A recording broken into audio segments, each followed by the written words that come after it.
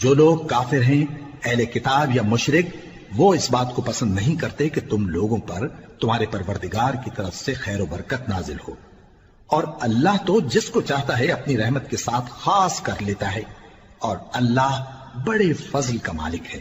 ہم جس آیت کو منسوخ کر دیتے یا اسے فراموش کرا دیتے ہیں تو اس سے بہتر یا ویسی ہی اور آیت بھیج دیتی ہیں۔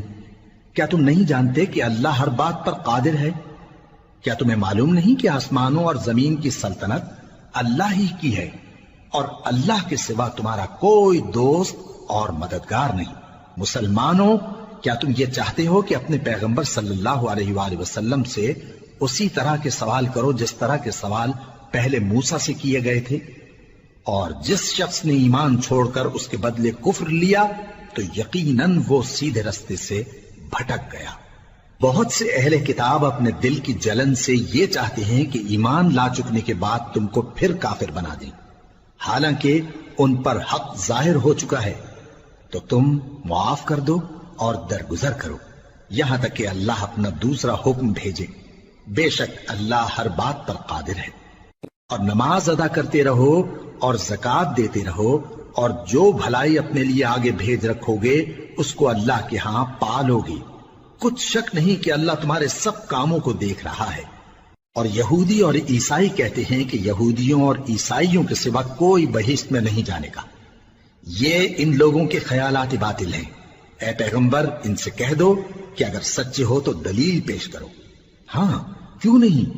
جو شخص اللہ کے آگے گردن جھکا دے یعنی ایمان لے آئے اور وہ نیکوکار بھی ہو تو اس کا صلہ اس کے پروردگار کے پاس ہے، اور ایسے لوگوں کو قیامت کے دن نہ کسی طرح کا خوف ہوگا اور نہ وہ غمناک ہوں گے۔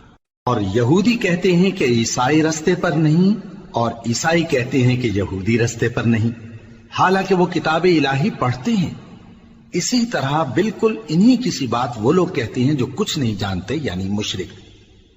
تو جس بات میں یہ لوگ اختلاف کر رہے ہیں اللہ قیامت کے دن اس کا ان میں فیصلہ کر دے گا۔ اور اس سے بڑھ کر ظالم کون جو اللہ کی مسجدوں میں اللہ کے نام کا ذکر کیے جانے کو منع کرے اور ان کی ویرانی کے لیے کوشش کرے۔ ان لوگوں کو کچھ حق نہیں کہ ان مسجدوں میں داخل ہوں مگر ڈرتے ہوئے۔ ان کے لیے دنیا میں رسوائی ہے اور آخرت میں بڑا عذاب۔ اور مشرق اور مغرب سب اللہ ہی کا ہے، تو جدھر بھی تم رخ کرو ادھر ہی اللہ کی ذات ہے۔ بے شک اللہ صاحب وسعت ہے، باخبر ہے۔ اور یہ لوگ اس بات کے قائل ہیں کہ اللہ اولاد رکھتا ہے۔ نہیں، وہ پاک ہے، بلکہ جو کچھ آسمانوں اور زمین میں ہے سب اسی کا ہے اور سب اس کے فرما بردار ہیں۔ وہی آسمانوں اور زمین کا پیدا کرنے والا ہے، اور جب کوئی کام کرنا چاہتا ہے تو اس کو ارشاد فرما دیتا ہے کہ ہو جا، تو وہ ہو جاتا ہے۔ اور جو لوگ کچھ نہیں جانتے یعنی مشرک، وہ کہتے ہیں کہ اللہ ہم سے کلام کیوں نہیں کرتا یا ہمارے پاس کوئی نشانی کیوں نہیں آتی۔ اسی طرح جو لوگ ان سے پہلے تھے وہ بھی انہی کسی باتیں کیا کرتے تھے۔ ان لوگوں کے دل آپس میں ملتے جلتے ہیں۔ جو لوگ صاحب یقین ہیں ان کے سمجھانے کے لیے ہم نے نشانیاں بیان کر دی ہیں۔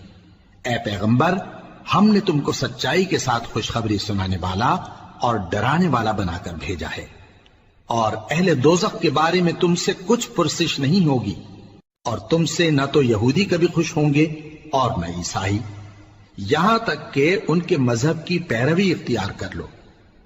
ان سے کہہ دو کہ اللہ کی ہدایت یعنی دین اسلام ہی ہدایت ہے، اور اے پیغمبر اگر تم اپنے پاس علم یعنی وحی الہی کے آ جانے پر بھی ان کی خواہشوں پر چلو گے تو تم کو اللہ کی پکڑ سے بچانے والا نہ کوئی دوست ہوگا نہ کوئی مددگار۔